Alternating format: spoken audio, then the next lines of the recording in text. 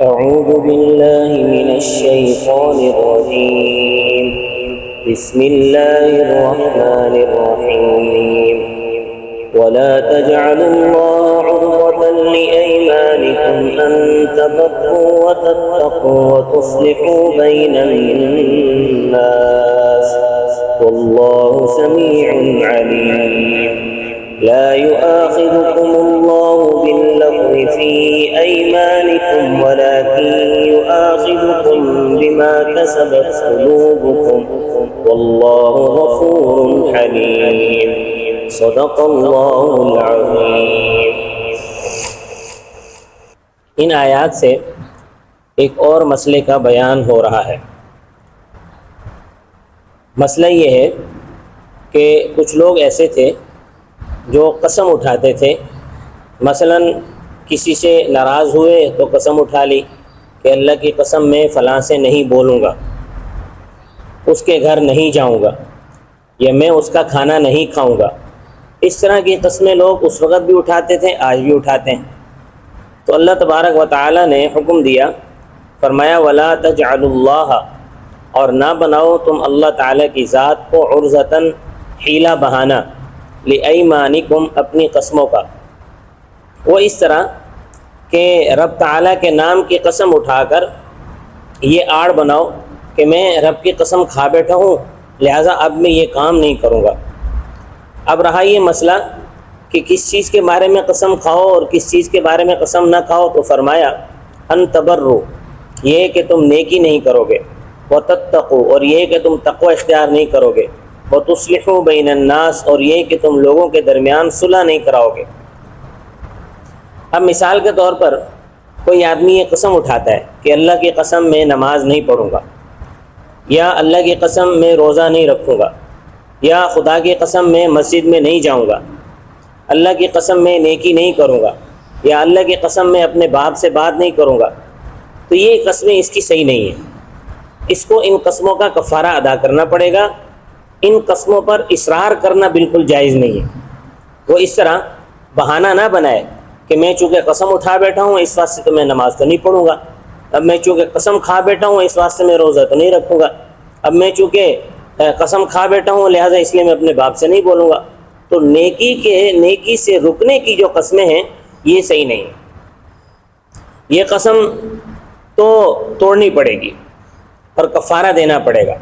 کفارے کا ذکر ان آیات میں نہیں ہوا ہے. 7ویں پارے میں کفارے کا ذکر آیا. وہ یہ ہے کہ قسم کا کفارہ یہ ہے کہ 10 مسکینوں کو لباس پہنا دے، ایسا لباس کہ جس لباس میں نماز پڑھنا جائز ہوتا ہے، جس میں چادر یا شلوار، کرتا اور ٹوپی، بس یہ 3 کپڑے کافی ہیں.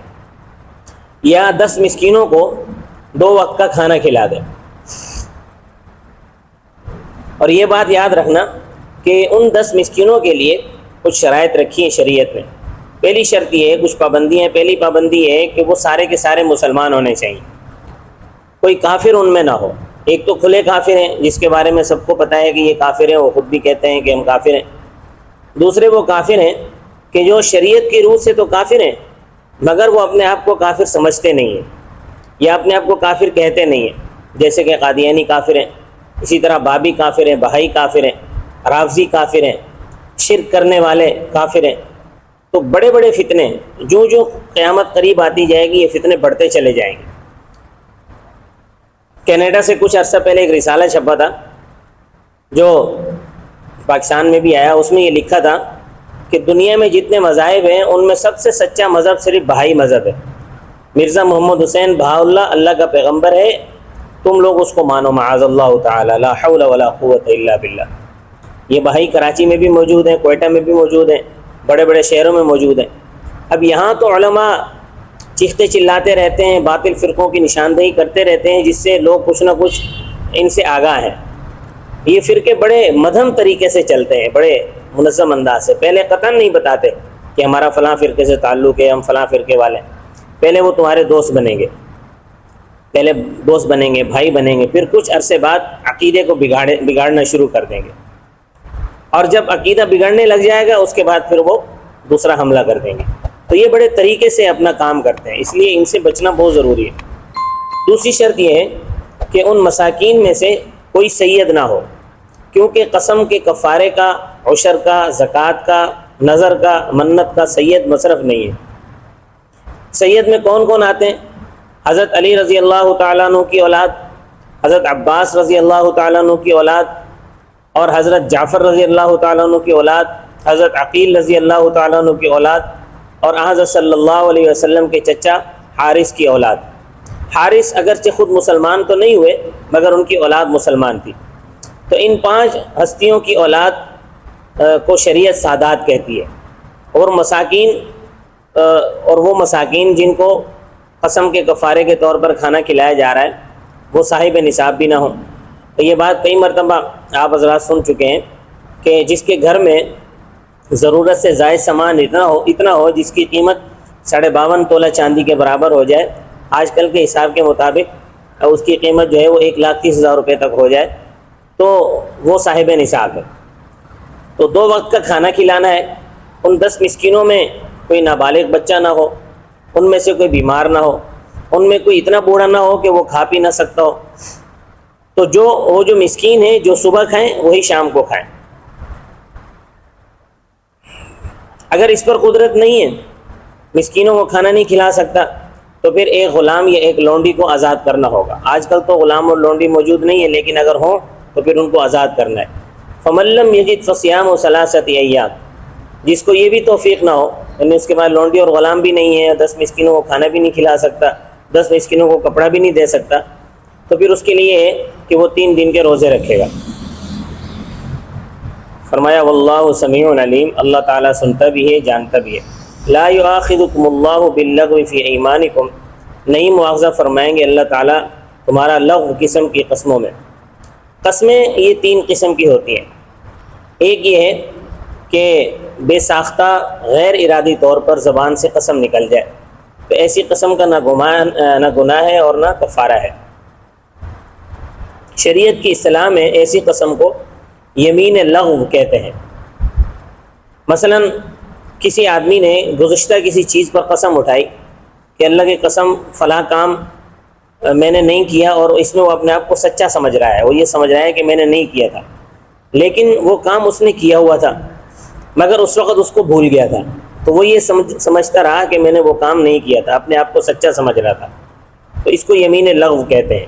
اس پر کوئی مواخذہ نہیں ہے، اس کا کفارہ بھی نہیں ہے اور اس کا گناہ بھی نہیں ہے۔ دوسری ہے یمین غموس، وہ یہ ہے کہ گزشتہ کسی چیز پر اس نے قسم کھائی کہ خدا کی قسم میں نے وہ کام نہیں کیا، لیکن وہ جانتا ہے کہ میں نے وہ کام کیا تھا، مطلب جان بوجھ کر جھوٹی قسم اٹھا لی کہ میں نے وہ کام نہیں کیا تھا، تو اس قسم میں کفارہ تو نہیں ہے مگر اس کا مواخذہ ہوگا، اس کو یہ گناہ گار ہے، آخرت میں یہ قابل مواخذہ ہے۔ اور تیسری قسم ہے منعقدہ، وہ یہ ہے کہ کوئی شخص آنے والے زمانے کے لیے قسم اٹھاتا ہے کہ میں فلاں کام کروں گا یا فلاں کام نہیں کروں گا، اور پھر اس کے خلاف کرتا ہے، تو پھر اس پر قسم کا کفارہ واجب ہو جائے گا، جیسا کہ میں نے پہلے بیان کر دیا۔ قسم کا کفارہ وہی ہے جو ابھی بیان کیا ہے کہ یا تو 10 مسکینوں کو کپڑا پہنا دے، یا ان کو 10 مسکینوں کو 2 وقت کا کھانا کھلا دے، یا ایک لونڈی اور ایک غلام آزاد کر دے، یا پھر 3 دن کے روزے رکھ لے۔ تو اللہ تبارک و تعالیٰ فرماتے ہیں لا یؤاخذکم اللہ، نہیں پکڑے گا تمہیں اللہ تعالیٰ باللغو فی ایمانکم، تمہاری لغو قسم کی قسموں پر، ولا یؤاخذکم، لیکن اللہ تعالیٰ تمہارا مواخذہ کرے گا بما کسبت قلوبکم، ان قسموں میں جن پر دل نے گرہ لگائی ہے، یعنی وہ قسمیں جو ارادتاً اٹھائی ہیں، جان بوجھ کر اٹھائی ہیں۔ واللہ غفور حلیم، اور اللہ تعالیٰ بخشنے والا بھی ہے اور تحمل کرنے والا بھی ہے۔ بخشنے والا ہے اور تحمل کرنے والا ہے، مطلب یہ ہے کہ اگر اللہ تبارک و تعالیٰ فوراً سزا نہیں دیتا تو اس کا مطلب یہ نہیں ہے کہ آپ یہ سمجھنے لگیں کہ ہم بچ گئے، بلکہ یہ اللہ کا تحمل ہے، حلم ہے کہ اللہ تبارک و تعالیٰ فوراً سزا نہیں دیتا، اللہ پاک توفیق دیتا ہے اور ڈھیل دیتا ہے کہ شاید یہ توبہ کر لے، شاید معافی مانگے۔ تو اس لیے ہر روز اپنے گناہوں کی معافی مانگتے رہنا چاہیے، کیونکہ اگر فوراً سزائیں ملتی ہوتی تو آج ہم میں سے کوئی بھی زندہ نہ بچا ہوا ہوتا۔